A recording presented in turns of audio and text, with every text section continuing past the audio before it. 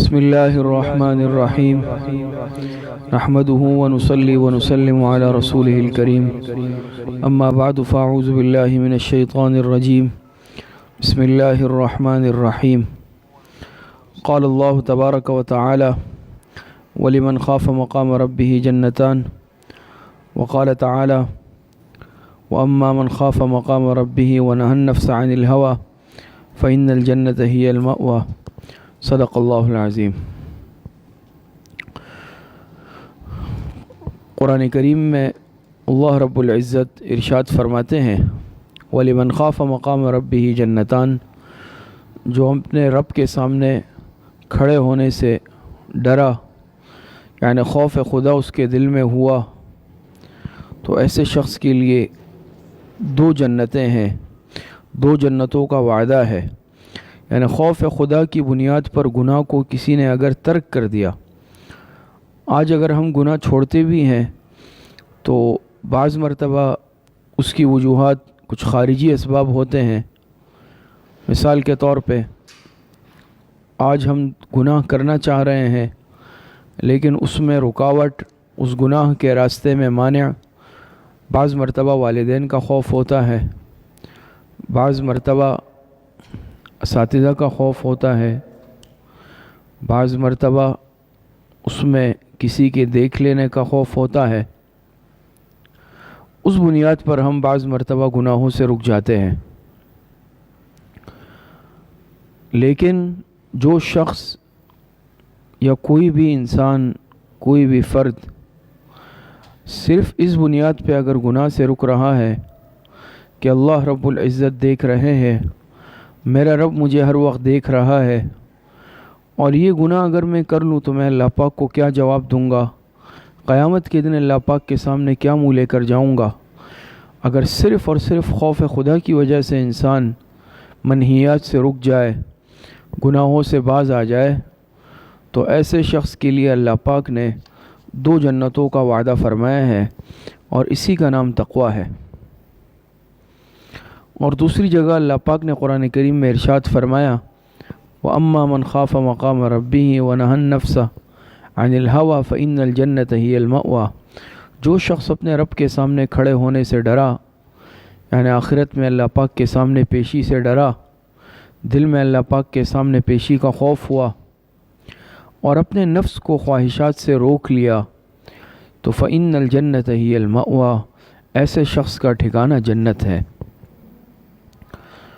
تو گناہوں سے رکنا یہ تو ہر انسان کے لیے ضروری اور لازمی ہے کہ انسان اللہ پاک کی نافرمانی والا عمل نہیں کرے، لیکن اگر یہ گناہ سے رکنا کسی دنیاوی خوف سے نہیں ہے، دنیاوی اسباب کے ڈر سے نہیں ہے، جہنم کے ڈر سے نہیں ہے، بلکہ اللہ پاک کی عظمت کی وجہ سے ہے، اللہ پاک کے خوف کی وجہ سے ہے، تو پھر ایسے شخص کے لیے اللہ پاک کے ہاں بڑے مرتبے ہیں۔ اور یاد رکھیں کہ خوف خدا یہ اس بات پر بھی دلالت کرتی ہے کہ اس انسان کے دل میں اللہ پاک کی عظمت اور بڑائی موجود ہے۔ اب دنیاوی اعتبار سے بھی دیکھ لیں کہ انسان کے دل میں جس کی عظمت ہوتی ہے، انسان اس کی نافرمانی سے ڈرتا ہے، انسان اس کی نافرمانی کو اختیار نہیں کرتا، کیوں؟ دل میں عظمت ہے۔ لیکن آج اگر ہم اللہ پاک کی نافرمانیاں کر رہے ہیں، اللہ پاک کے احکامات کو توڑ رہے ہیں، تو یاد رکھیں یہ اس بات کی دلیل ہے کہ ہمارے دلوں سے اللہ پاک کی عظمت ختم ہو چکی ہے، ہمارے دلوں میں اللہ پاک کی کبریائی نہیں ہے۔ کیوں؟ جس ایمان والے کے دل میں اللہ پاک کی عظمت ہوتی ہے وہ کبھی اللہ پاک کی نافرمانی نہیں کرتا، اللہ پاک کے احکامات کو توڑتا نہیں ہے۔ اور یہ بات بھی سمجھ لیں کہ ہم دنیا سے جرائم ختم کرنے کے لیے کتنے ہی اسباب اختیار کر لیں، کتنے ہی ادارے بنا لیں، کتنے ہی اسباب و وسائل کو بروئے کار لے آئے، لیکن مکمل طور پر کبھی بھی جرائم کا خاتمہ نہیں ہو سکتا۔ اس کی ایک ہی صورت ممکن ہے، وہ یہ ہے کہ انسان کے دل میں اللہ پاک کا خوف ہو۔ کیوں؟ جس انسان کے دل میں جب اللہ پاک کا خوف آ جاتا ہے، اللہ پاک کی عظمت اور ہیبت بیٹھ جاتی ہے، چاہے وہ لوگوں کے درمیان ہو، چاہے وہ تنہائی میں خلوت میں ہو، وہ کبھی بھی اللہ پاک کی نافرمانی والا کام نہیں کرتا۔ اگر انسان کے دل میں خوف ہے، مثال کے طور پہ اگر کوئی جرم کرنا چاہ رہا ہے لیکن اس کے دل میں پولیس کا خوف ہے، پکڑے جانے کا خوف ہے، جیل جانے کا خوف ہے، تو وہ زیادہ سے زیادہ کسی کے سامنے جرم نہیں کرے گا۔ لیکن جب اگر وہ تنہائی میں ہو، یا اس کو اگر ایسا موقع کبھی ہاتھ لگ جائے کہ تنہائی ہے، کوئی دیکھ نہیں رہا، تو ہو سکتا ہے کہ وہ جرم کر گزرے، ہو سکتا ہے کہ وہ غلط کام کر لے۔ لیکن اگر جس شخص کے دل میں اللہ پاک کی عظمت اور بڑائی ہو، جس شخص کے دل میں اللہ پاک کا خوف ہو، چاہے یہ اکیلا ہے، اس کو مخلوق میں سے کوئی نہیں دیکھ رہا، نہ اس کو کوئی انسان دیکھ رہا ہے، نہ اس کو کیمرے کی آنکھ دیکھ رہی ہے، نہ اس کو مخلوق میں سے کوئی اور دیکھنے والا ہے، لیکن اسے یہ احساس ہے کہ اللہ پاک مجھے دیکھ رہے ہیں، یہ تنہائی میں بھی اللہ پاک کی نافرمانی نہیں کرے گا، یہ کبھی بھی تنہائی میں بھی جرم نہیں کرے گا۔ تو خوف خدا یہ واحد ایسی چیز ہے، میں نے عرض کیا، کہ جو انسان کو سیدھے راستے پر لے آتی ہے اور جو انسان کو جرائم سے روکتی ہے۔ واقعہ آپ نے سنا ہے، حضرت عمر فاروق رضی اللہ تعالی عنہ اپنے زمانہ خلافت میں، حضرت عمر رضی اللہ تعالی عنہ کی یہ عادت تھی کہ رات کو مدینہ منورہ کی گلیوں کا گشت فرماتے تھے تاکہ رعایا کی خبرگیری کر سکے، کسی کو اگر کوئی پریشانی ہے، کسی کو ضرورت ہے۔ تو حضرت عمر رضی اللہ تعالی عنہ کا یہ معمول تھا کہ رات کو نکلتے تھے خاموشی سے اور مدینہ منورہ کی گلیوں میں گشت کرتے تھے۔ تو ایک مرتبہ حسب معمول حضرت عمر رضی اللہ تعالی عنہ مدینہ منورہ کی گلیوں سے گزر رہے تھے کہ ایک گھر سے کچھ باتیں کرنے کی آواز آئی، بات چیت کی۔ حضرت عمر رضی اللہ تعالی عنہ نے قریب ہو کر کان لگائے تو ماں اور اس کے بیٹی کے گفتگو کی آواز تھی۔ ماں اپنی بیٹی سے کہہ رہی تھی کہ بیٹی، یہ تم جو ہے دودھ میں پانی ملا لو، یہ دودھ جو جانوروں سے نکالا ہے اس میں پانی ملا دو تاکہ یہ زیادہ ہو جائے۔ تو ان کی بیٹی نے کہا کہ میں ایسا نہیں کر سکتی، اس لیے کہ امیر المومنین عمر رضی اللہ تعالی عنہ نے اس سے منع کیا ہے کہ کوئی بھی دودھ میں پانی نہ ملائے۔ تو بیٹی نے کہا کہ تو ماں نے اس کی کہا کہ بھئی تم ملا لو، اس وقت کون سے امیر المومنین دیکھ رہے، اس وقت تو دیکھنے والا کوئی نہیں ہے، عمر تو اس وقت نہیں دیکھ رہے، لہٰذا تم اس دودھ میں پانی کو ملا دو۔ لیکن بیٹی نے کیا کہا کہ میں نہیں ملا سکتی، عمر تو نہیں دیکھ رہے، امیر المومنین تو نہیں دیکھ رہے، لیکن امیر المومنین کا جو خدا ہے، اللہ پاک کی ذات ہے، وہ تو دیکھ رہی ہے، جو احکم الحاکمین ہے، جو ہم سب کا رب ہے، وہ تو ہر وقت دیکھ رہا ہے، میں یہ کام نہیں کر سکتی۔ حضرت عمر رضی اللہ تعالیٰ عنہ یہ گفتگو سن رہے تھے، بہت متاثر ہوئے۔ جب صبح ہوئی تو حضرت عمر رضی اللہ تعالیٰ عنہ نے باقاعدہ تحقیقات کروائی، اور وہ جو لڑکی تھی جس نے یہ جواب دیا کہ عمر نہیں دیکھ رہے لیکن عمر کا رب تو دیکھ رہا ہے، اس کے خوف خدا کے جذبے سے حضرت عمر رضی اللہ تعالیٰ عنہ بہت متاثر ہوئے، یہاں تک کہ اپنے بیٹے عبداللہ، یعنی عبداللہ ابن عمر جو ان کے بیٹے ہیں، مشہور صحابی ہیں، ان کے لیے نکاح کا پیغام بھیجا، اور ان کے بیٹے حضرت عبداللہ رضی اللہ تعالیٰ عنہ کا نکاح اسی لڑکی سے ہوا، اور لکھا ہے کہ بعد میں انہی کی اولاد میں حضرت عمر ابن عبدالعزیز رحمۃ اللہ علیہ جیسے عادل حکمران پیدا ہوئے۔ تو جب خوف خدا انسان کے دل میں ہوتا ہے تو پھر جہاں انسان کی اصلاح ہوتی ہے اور اللہ پاک انسان کو مرتبوں سے نوازتے ہیں، اس کے ساتھ ساتھ انسان کی اولاد بھی فرما بردار ہوتی ہے، اولاد بھی خوف خدا کے جذبے سے لبریز ہوتی ہے۔ لیکن جب انسان نافرمان ہوتا ہے، اللہ پاک کی نافرمانیاں کرتا ہے، اس کے نتیجے میں پھر اولاد بھی اسی راستے پر چلتی ہے۔ اسی طریقے سے ایک اور واقعہ بھی لکھا ہے حضرت عمر رضی اللہ عنہ کا، یا حضرت عبداللہ ابن عمر رضی اللہ تعالی عنہ کا، کہ ایک مرتبہ کہیں سفر میں جا رہے تھے تو راستے میں ایک چرواہا ملا جو بکریاں چرا رہا تھا، اور ظاہری بات ہے جو چرواہا ہوتا ہے یہ بکریاں اس کی اپنی نہیں ہوتی بلکہ دوسرے لوگوں کی ہوتی ہے، اور یہ اجرت لے کر ان کی بکریاں روزانہ چرانے لے جاتا ہے۔ حضرت عمر رضی اللہ تعالیٰ عنہ نے آزمانے کے لیے، وہ پہچانتا نہیں تھا حضرت عمر کو، حضرت عمر رضی اللہ تعالیٰ عنہ نے آزمانے کے لیے اس چرواہے سے کہا کہ تم ایسا کر لو کہ یہ ایک بکری جو ہے یہ ہمیں دے دو، یہ ایک بکری ہمیں بیچ دو۔ تو اس نے کہا کہ یہ میری بکری نہیں ہے، اور میرے جو مالک ہیں، اس بکری کے مالک ہیں، ان کی طرف سے اجازت نہیں ہے اس کی، میں نہیں بیچ سکتا بغیر ان کی اجازت کے۔ تو حضرت عمر نے کہا کہ چلے تم اس کو کہہ دینا کہ ایک بکری گم ہو گئی یا اس کو بھیڑیا کھا گیا، اور جنگل میں عام طور پر اس طرح کے واقعات، حادثات ہوتے رہتے ہیں، تو اس میں کوئی پتہ نہیں چلے گا، ان کو، تمہارے مالک کو پتہ نہیں چلے گا کہ بکری گم ہو گئی ہے۔ تو وہ جو چرواہا تھا، اس نے جب یہ بات سنی تو آسمان کی طرف انگلی اٹھا کر کہا کہ یا ھذا فأین اللہ، کہ بھئی اے فلاں، اللہ پاک کہاں گیا؟ ٹھیک ہے، مالک کو تو پتہ نہیں چلے گا، اس بکری کے مالک کو میں جھوٹ بول دوں گا، لیکن یہ بتاؤ اللہ پاک کہاں ہے؟ اللہ پاک بھی تو موجود ہے، اللہ پاک سے کیسے چھپاؤں گا؟ اللہ پاک کے سامنے کیسے یہ کام کروں میں؟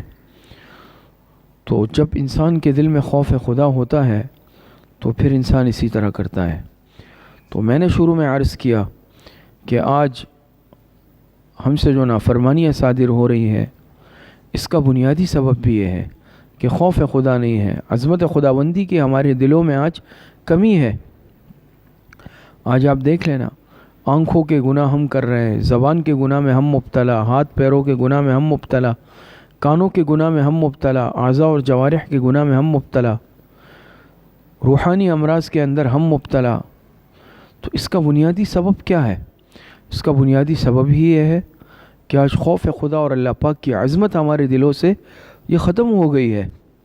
اور معاشرے میں اگر جرائم کو دیکھ لیا جائے تو معاشرے میں جرائم کم نہیں ہو رہے۔ اس کی بنیادی وجہ اور سبب بھی کیا ہے کہ جہاں ہمیں موقع ملتا ہے تو ہم اللہ پاک کی نافرمانی کر گزرتے ہیں۔ لیکن صحابہ اکرام رضوان اللہ علیہ مجمعین، آپ علیہ الصلاۃ والسلام نے ان کی ایسی تربیت فرمائی کہ صحابہ کے دلوں میں ایسا خوف خدا راسخ ہوا کہ تنہائی میں بھی اللہ پاک کی نافرمانی سے گھبراتے تھے۔ جیسے ایک انسان ڈرتا ہے کہ مجھے فلاں دیکھ لے گا، یہ نافرمانی کروں گا، والد دیکھ لیں گے، والدین دیکھ لیں گے، استاذ دیکھ لیں گے، شیخ دیکھ لیں گے، یا فلاں دیکھ لے گا، کتنی شرمندگی ہوگی، یا کیمرہ دیکھ رہا ہے، اس میں ساری ریکارڈنگ چل رہی ہے، تو بھئی مجھے پکڑ لیا جائے۔ مخلوق سے ڈر رہا ہے، مخلوق کے خوف سے تو گناہ کو چھوڑ دیتا ہے، لیکن جو خالق حقیقی ہے، مالک حقیقی ہے، اس کا اتنا خوف بھی آج ہمارے دلوں میں نہیں ہے جو ہمیں گناہ کو چھوڑنے پر آمادہ کر سکے۔ تو آج محکموں پر جرائم روکنے کے لیے ادارے بنائے جا رہے ہیں، لیکن جب تک خوف خدا دل میں نہیں ہوگا، اللہ پاک کے سامنے پیشی کا احساس دل میں نہیں ہوگا، اس وقت تک جو ہے جرائم کو روکنا مکمل طور پر یہ ممکن نہیں ہے۔ اور یہ بات بھی یاد رکھ لیں کہ جب انسان چھوٹے چھوٹے گناہ کرنے لگتا ہے، یہ چھوٹے گناہ ایسی چیز ہے جو انسان کو بڑے گناہوں کی طرف لے جاتی ہے، اور چھوٹے گناہوں سے ہی انسان بڑے گناہوں کا عادی بنتا ہے۔ اور ہمیشہ ابتدا برائی کی چھوٹے گناہوں سے ہی ہوتی ہے۔ یاد رکھے، کوئی ماں کے پیٹ سے چور ڈاکو پیدا نہیں ہوتا، کوئی قاتل پیدا نہیں ہوتا، بلکہ یہ کیا ہے؟ حالات، معاشرہ، صحبت، برے لوگوں کے ساتھ اٹھنا بیٹھنا، یہ چیزیں انسان کو تباہ و برباد کرتی ہیں۔ اور ہمیشہ یاد رکھیں کہ انسان آغاز چھوٹے چھوٹے گناہوں سے کرتا ہے۔ کوئی بھی جو بڑا ڈاکو ہوتا ہے، اس سے اگر معلوم کیا جائے تو وہ یہ نہیں کہے گا کہ میں نے شروع سے پہلے دن سے ہی بڑا ڈاکہ ڈالا، وہ کہے گا میں چھوٹی موٹی چوریاں کرتا تھا، یا میں نے آغاز کیا اپنے گھر میں چوری سے، چھوٹی سی چیز چورا لی، اور یہاں تک کہ جب کسی نے روکا نہیں تو میں نے باہر چوریاں شروع کی، اور بڑھتے بڑھتے بڑھتے کیا ہو گیا؟ آج ایک بڑا ڈاکو بن گیا ہوں۔ تو ہمیشہ انسان کیا کرتا ہے؟ آغاز چھوٹے گناہ سے ہی کرتا ہے۔ تو آج ہم اس میں دیکھ رہے ہیں اور اس چیز میں پڑے ہوئے ہیں کہ فلاں گناہ صغیرہ ہے، فلاں کبیرہ ہے، اس چکر میں پڑے ہوئے ہیں، اور یہ معلوم کرتے پھرتے ہیں کہ صغیرہ کون سے گناہ ہے، کبیرہ کون سے گناہ ہے۔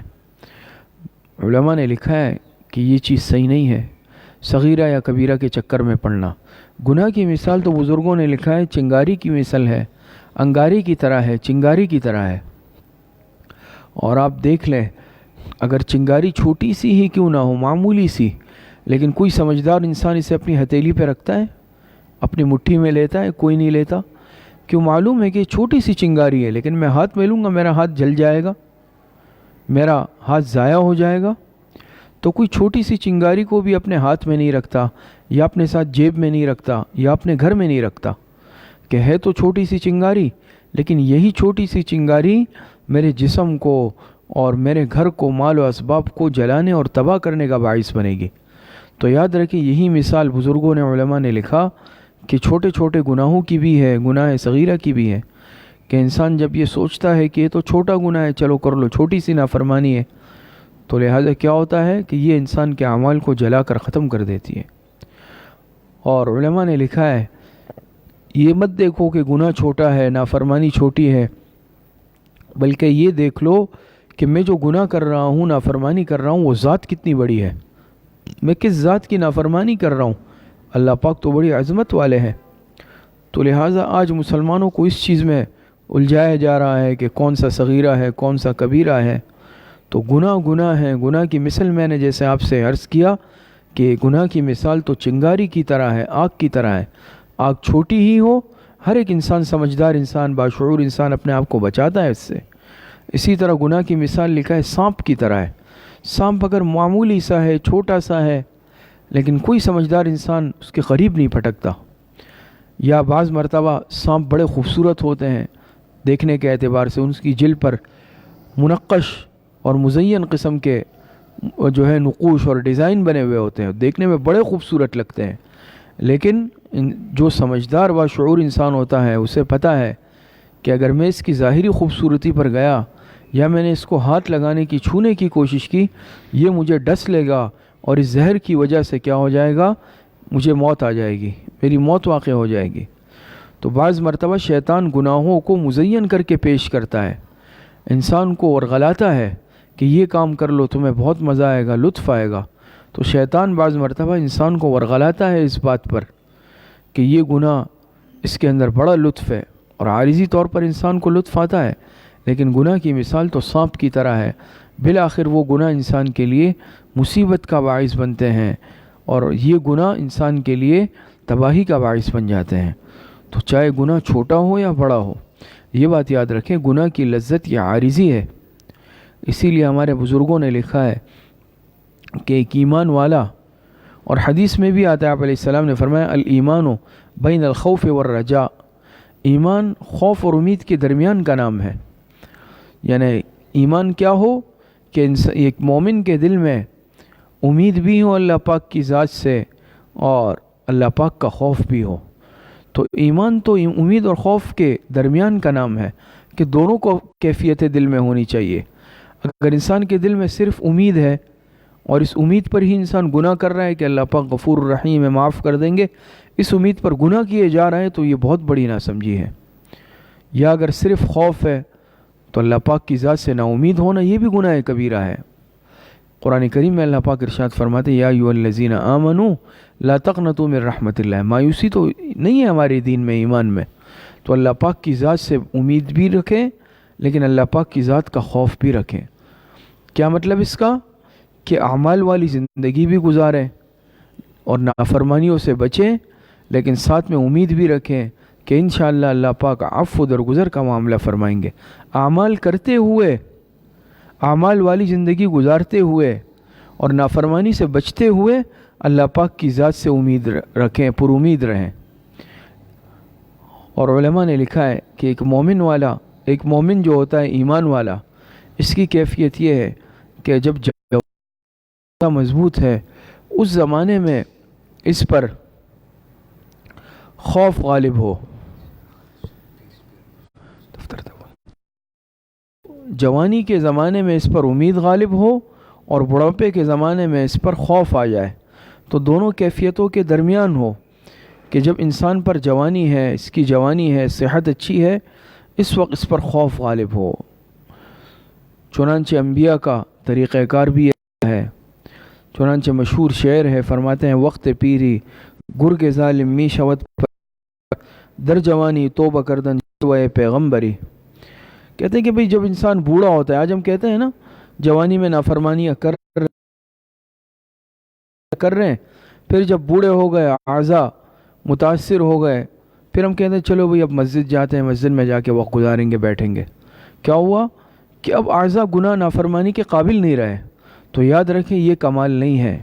کمال یہ ہے کہ جب انسان پر جوانی کا زمانہ ہے، طاقت کا زمانہ ہے، نفس گناہوں کا تقاضا کر رہا ہے، انسان اس پر مجاہدہ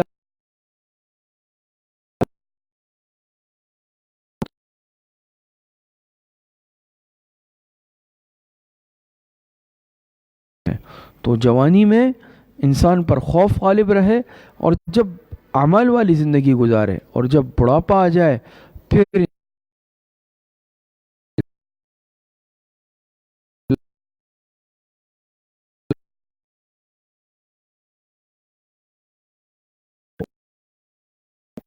کامیاب انسان دنیا میں حنظلہ رضی اللہ تعالی عنہ صلاۃ والسلام کی مجلس اور بڑے گھبرائے ہوئے تھے، اور آپ علیہ الصلوۃ والسلام اے اللہ کے رسول حنظلہ منافق ہو گیا ہے۔ آپ علیہ السلام نے ارشاد فرمایا بھی کیا ہوا، کیسے منافق ہو گئے؟ حضرت حنظلہ رضی اللہ تعالی عنہ نے جہنم کا تذکرہ سنتے ہیں، خوف ہوتا ہے، وہ کیفیت باقی نہیں رہی۔ انہوں نے اس کو نفاق سے صلوات والسلام نے جواب میں حضرت حنظلہ رضی اللہ ساعتن ساعتن، یعنی حنظلہ گھبرانے کی ضرورت نہیں ہے، ڈرنے کی بات نہیں ہے، یہ تو وقت وقت کی بات ہے۔ یعنی مجلس میں انسان پر اثر رہتا ہے، ایک وقت میں کیفیت دل کی الگ ہے، دوسرے وقت میں کیفیت الگ ہے، اور یہ ہم سبھی محسوس کرتے ہیں، آپ نے ہی محسوس کیا ہوگا جب انسان مسجد کے ماحول میں، مدرسے کے ماحول میں، دینی ماحول میں، اصلاحی ماحول میں آتا ہے، کیفیت بدل جاتی ہے۔ جب انسان کسی اللہ والے کا بڑوں کا بیان سنتا ہے، دل میں الگ کیفیت ہوتی ہے۔ جب پھر اپنے گھر جاتا ہے یا بیوی بچوں کے ساتھ یا معاشرے میں ہوتا ہے، پھر الگ کیفیت ہوتی ہے۔ تو یہ تو وقت وقت کی بات ہے، یہ نفاق نہیں ہے۔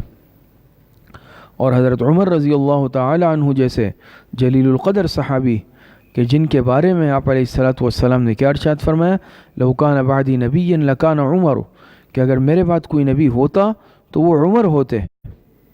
اور حضرت عمر کو بھی یہ عشرہ مبشرہ میں بھی ہے، جن 10 خوش نصیب صحابہ کو آپ علیہ السلام نے جنت کی بشارت دی، ان میں حضرت عمر رضی اللہ تعالی عنہ بھی موجود ہے۔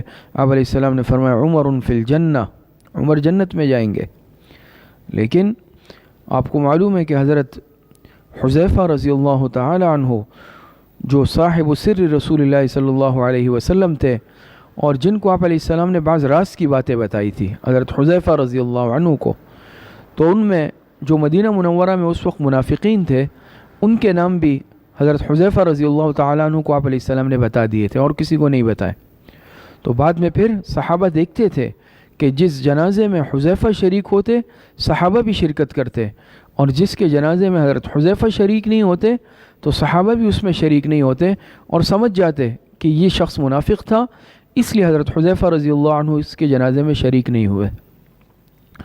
تو بات یہ عرض کر رہا تھا کہ حضرت حذیفہ رضی اللہ تعالی عنہ کے پاس ایک مرتبہ حضرت عمر رضی اللہ تعالی عنہ تشریف لائے اور عرض کیا کہ حذیفہ میں تم سے یہ نہیں معلوم کرتا کہ منافقین مدینہ میں کون کون ہے، کیونکہ یہ تو آپ علیہ الصلوۃ والسلام کا راز ہے جو انہوں نے صرف آپ کو بتایا ہے۔ بس عمر تو صرف اتنا معلوم کرنا چاہتا ہے کہ یہ بتا دو کہیں اس فہرست میں عمر کا نام تو نہیں ہے۔ یہ خوف کی حالت تھی۔ حضرت عمر وہ شخص کہ جن کو جنت کی بشارت دی گئی، اور آپ علیہ الصلوۃ والسلام نے فرمایا معراج کے موقع پر جب آپ تشریف لے گئے حضرت عمر رضی اللہ تعالی عنہ سے کہ میں نے وہاں محل دیکھا، میں نے پوچھا تو مجھے کہا گیا کہ یہ محل عمر کا ہے۔ تو وہ شخص ہے حضرت عمر رضی اللہ تعالی عنہ۔ لیکن خوف اس قدر غالب ہے کہ حضرت حذیفہ سے پوچھتے ہیں کہ یہ بتا دو کہ منافقین کی اس فہرست میں حذیفہ کا نام تو شامل نہیں ہے۔ لیکن آج ہم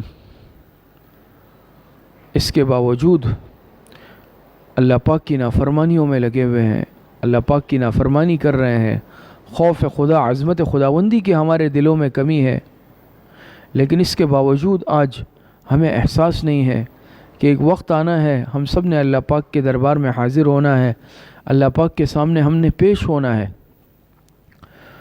تو یہ عظمت خداوندی اور اللہ پاک کے سامنے حاضری کا خوف یہ معمولی چیز نہیں ہے، یہ بہت بڑی چیز ہے۔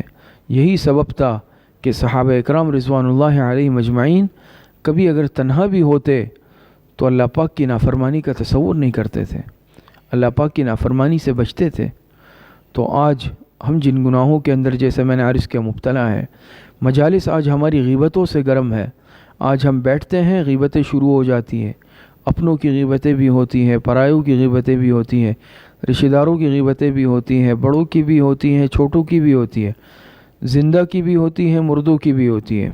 آج ہم اتنے جری ہو چکے ہیں، تو آج ہماری مجلسیں کیوں غیبت سے آباد ہیں؟ اس لیے حالانکہ ہمیں وعید معلوم ہے کہ آپ علیہ الصلاۃ والسلام نے ارشاد فرمایا الغیبت اشد من الزنا، بھئی غیبت تو زنا سے بھی بدترین ہے، بہت سخت گناہ ہے۔ اور انسان جب غیبت کرتا ہے، آپ کو معلوم ہے کہ اس کی مثال کیا ہے کہ اس کی نیکیاں اٹھا کر جس کی غیبت کی ہے اس کو دے دی جاتی ہے۔ تو یہ تو خسارے کا سودا ہے کہ انسان غیبت کر کے اپنی نیکیاں اٹھا کر دوسرے کو دے دے۔ اور غیبت پر کتنی سخت وعیدیں ہیں، لیکن اس کے باوجود ہم آج نہیں رک رہے، ہماری زبانیں چل رہی ہیں، اس کے باوجود اس زبان سے ہم دوسروں کو طعنہ دے رہے ہیں، ہم گالم گلوچ کرتے ہیں، فحش کلامی کرتے ہیں، طعنے دیتے ہیں، غیبتیں کرتے ہیں، سب و شتم کرتے ہیں۔ تو یہ زبان کے گناہ کیوں ہو رہے ہیں؟ کہ ہمیں اس کے نتائج معلوم ہے، ہمیں اس نافرمانی پر وعیدیں معلوم ہے، لیکن دل میں خوف خدا کی کمی ہے، عظمت خداوندی نہیں ہے، جس کی بنا پر باوجود انجام معلوم ہونے کے، نتائج سے واقف ہونے کے، ہم اس گناہ سے نہیں رک رہے۔ آنکھوں سے بدنظری ہو رہی ہے، نامحرم کو دیکھا جا رہا ہے، ٹی وی دیکھ رہے ہیں، غلط چیزیں دیکھ رہے ہیں، جن چیزوں سے اللہ پاک نے منع کیا، محرمات کو دیکھ رہے ہیں۔ تو وجہ کیا؟ ہمیں معلوم ہے گناہ، آنکھوں کا غلط استعمال گناہ ہے، اور آنکھ کو غلط استعمال کرنا یہ اللہ پاک کی نافرمانی ہے، اللہ پاک کی دی ہوئی امانت میں خیانت ہے، لیکن ہم اس کے باوجود کیوں نہیں رک رہے؟ کہ دل میں اللہ پاک کا خوف نہیں ہے، عظمت خداوندی نہیں ہے۔ آج ہم کانوں سے غلط سن رہے ہیں، گانے بجانے سن رہے ہیں، غیبتیں سن رہے ہیں، فحش کلامی سن رہے ہیں، غلط چیزیں سن رہے ہیں، اور ہمیں معلوم ہے کہ اس کی کیا سزا ہے، بڑی سخت سزائیں آئی ہیں۔ کانوں میں پگھلایا ہوا سیسا انڈیلا جائے گا قیامت کے دن، کتنی وعیدیں ہیں، اور ہمیں سب معلوم ہے، لیکن اس کے باوجود آج ہمارا ایمان ہمیں گناہ سے نہیں روک رہا۔ وجہ کیا ہے؟ کہ دل میں خوف خدا اور دل میں عظمت خداوندی کی کمی ہے۔